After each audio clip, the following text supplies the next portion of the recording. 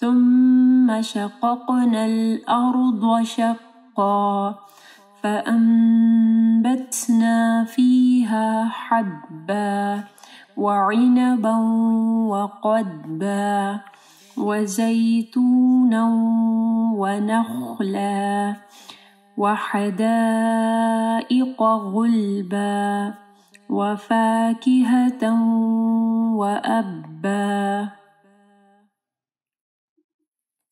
بسم الله الرحمن الرحيم.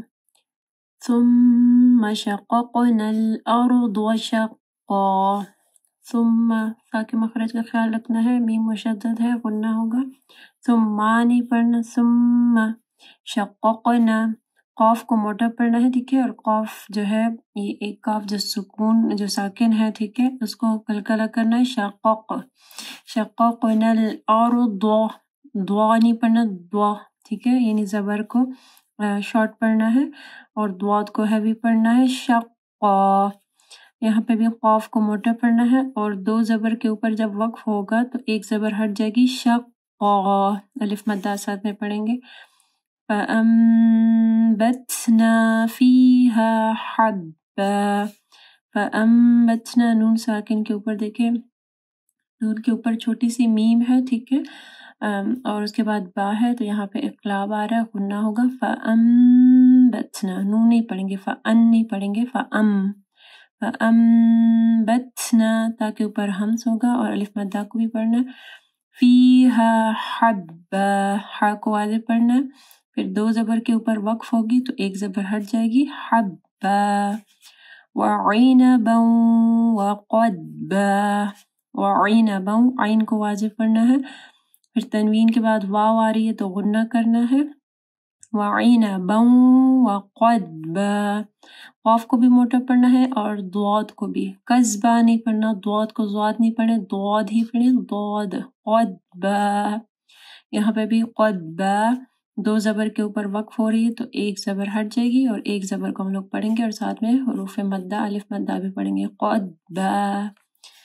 وَزَيْتُونًا وَنَخْلًا.